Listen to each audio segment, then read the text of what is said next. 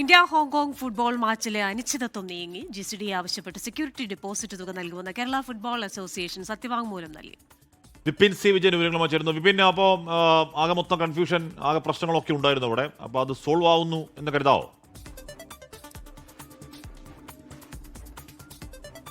Ashmi, solve ആവുന്നു എന്നുള്ളത് കരുതാം. കാരണം 31-ാം തീയതിയാണ് മത്സരം നടക്കേണ്ടത്. ഇന്ത്യ ഹോങ്കോങ് ഇന്റർനാഷണൽ മത്സരം 31-ന് തന്നെ നടക്കും എന്നുള്ളത് കേരള ഫുട്ബോൾ അസോസിയേഷൻ ഇപ്പോൾ അറിയിക്കുന്നുണ്ട്. കാരണം ഇതിന്റെ സെക്യൂരിറ്റി തുകയുമായി ബന്ധപ്പെട്ടുള്ളായിരുന്നു ഒരു പ്രതിസന്ധി നിലനിന്നിരുന്നത്. 25 ലക്ഷം രൂപയാണ് സെക്യൂരിറ്റി ഡെപ്പോസിറ്റ്. ആ തുക നൽകാം, തിങ്കളാഴ്ച നൽകാം എന്നുള്ളത് ഒരു അഫിഡവിറ്റ് ഇപ്പോൾ കേരള ഫുട്ബോൾ അസോസിയേഷൻ GCDAക്ക് നൽകിയിട്ടുണ്ട്. അത് GCDA അംഗീകരിക്കുകയും ചെയ്തിരിക്കുന്നു. അപ്പോൾ ചൊവ്വാഴ്ച തന്നെ മത്സരം നടക്കും എന്നുള്ളതാണ് ഇപ്പോൾ പറഞ്ഞിട്ടുള്ളത്. ഒപ്പം തന്നെ ഈ ഗ്രൗണ്ടിന്റെ ഫീസായിട്ടുള്ള 3,54,000 രൂപ കഴിഞ്ഞ ദിവസം തന്നെ അടയ്ക്കുകയും ചെയ്തിരുന്നു. പക്ഷേ നാടകീയ സംഭവങ്ങളാണ് ഇതുമായി ബന്ധപ്പെട്ടുണ്ടായതെന്ന് പറയാതെ വയ്യ. ഫുട്ബോളിനെ വളർത്തുക എന്നുള്ളതൊക്കെയാണ് ലക്ഷ്യമെങ്കിലും നടക്കുന്നത് മറ്റൊന്നെന്ന് പറയാതിരിക്കാൻ കഴിയില്ല. കലൂർ സ്റ്റേഡിയത്തിൽ കഴിഞ്ഞ ദിവസം ഇന്ത്യൻ ഫുട്ബോളിന്റെ സീനിയർ കോച്ച് ഇവിടേക്ക് വന്ന സമയത്ത് ഈ ഇന്ത്യ ഹോങ്കോങ് മത്സരവുമായി ബന്ധപ്പെട്ട് വാർത്താ സമ്മേളനം വിളിക്കാൻ സമയത്ത് ഈ വാതിൽ അടച്ചുപൂട്ടുകയായിരുന്നു. കാരണം സെക്യൂരിറ്റി ഡെപ്പോസിറ്റ് കൊടുക്കാതെ സ്റ്റേഡിയത്തിനകത്തേക്ക് പ്രവേശിക്കാൻ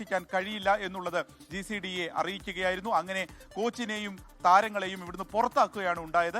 അതിനുശേഷം പിന്നീട് ഇന്ത്യൻ ടീം വരുന്നു. ഇപ്പോൾ ഇന്നലെ ഹോങ്കോങ് ടീമും എത്തിയിട്ടുണ്ട്. അപ്പോഴും ഈ പണത്തെ സംബന്ധിച്ചിട്ടുള്ള തർക്കം അതുപോലെ തന്നെ നിലനിൽക്കുകയായിരുന്നു. പിന്നീടാണ് ഇപ്പോൾ ഈ അഫിഡവിറ്റ് നൽകിയിരിക്കുന്നത്, പണം നൽകാം എന്നുള്ളത്. അതാണ് GCDA അംഗീകരിച്ചിരിക്കുന്നത്. അപ്പോൾ കളിക്ക് തടസ്സമില്ല.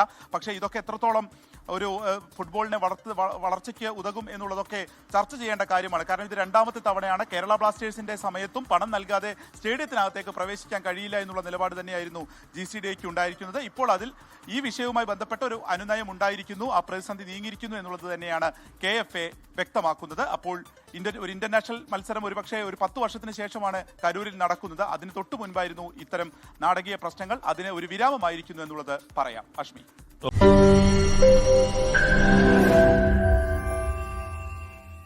ലോകത്തെവിടെയായാലും ഏത് സമയത്തും 24 വാർത്തകളും ഓഗ്മെന്റഡ് റിയാലിറ്റി പാക്കേജുകളും എക്സ്പ്ലെയിനറുകളും വിശദമായി കാണാൻ ഞങ്ങളുടെ YouTube ചാനൽ നിങ്ങൾക്ക് സബ്സ്ക്രൈബ് ചെയ്യാം.